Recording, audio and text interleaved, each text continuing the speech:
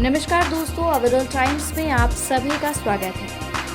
पिछले दिनों बांग्लादेश में हिंदुओं पर हुए हमले पर कांग्रेस की चुप्पी पर बीजेपी ने विपक्ष पर बड़ा हमला बोला है।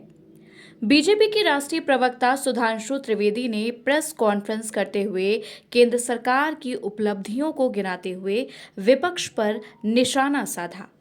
उनके निशाने पर चुनावी राज्य महाराष्ट्र के विपक्षी गठबंधन महाविकास आघाड़ी था।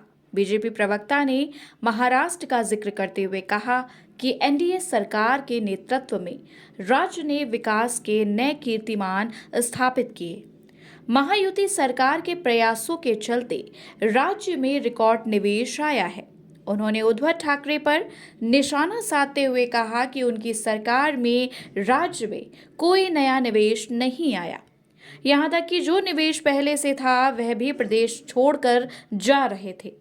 बीजेपी प्रवक्ता ने केंद्र सरकार की तारीफ करते हुए कहा कि पूर्व की कांग्रेस सरकार में पूरे देश में आतंकवादी हमले होते रहते थे। महाराष्ट्र में पहले पुणे, मुंबई, नासिक में हमले होते थे, लेकिन जब से केंद्र में नरेंद्र मोदी की सरकार आई है, देश में आतंकवाद की घटनाएं लगभग खत्म हो गई हैं।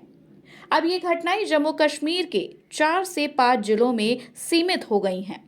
बीजेपी प्रवक्ता ने मोदी सरकार की सामाजिक योजनाओं को गिनाते हुए कहा कि केंद्र सरकार पूरे देश में सामाजिक समरसता लाने के लिए काम कर रही है। सरकार ने बाबा साहब अंबेडकर से जुड़ी हर जगह के विकास के लिए प्रयास किए हैं। सरकार की मंशा है कि देश में ज्यादा से ज्यादा लोग बाबा साहेब से जुड़ी जगहों को देखें। सरकार ने लंदन में उनके घर को खरीदकर उसे एक पर्यटन स्थल में परिवर्तित कर दिया है।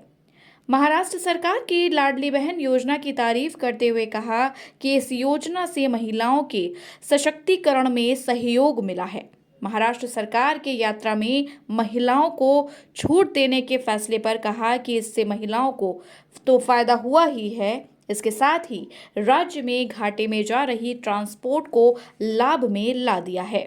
केंद्र सरकार और महाराष्ट्र सरकार को महाराष्ट्र के हित और स्वाभिमान के लिए काम करने का श्रेय देते हुए कहा कि दोनों सरकारों के प्रयास का ही नतीजा था कि नेवी ने सिंधुदुर्ग में एक्साइज की। बीजेपी नेता ने राज्य की विपक्षी गठबंधन महाविकास आघाड़ी पर निशाना साधते हुए कहा कि बकरुद्दीन अजमल के बयान पर कोई प्रतिक्रिया क्यों नहीं दे रहा है।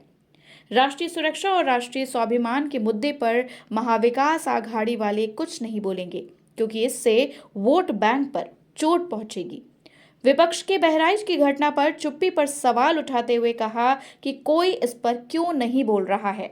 सुधांशु ने कहा कि एक तरफ लेबनान फिलिस्तीन पर ये लोग हैशटैग चलाते हैं, लेकिन देश के अंदर की घटनाओं और बांग्लादेश में हिंदुओं पर चुप्पी साध लेते हैं।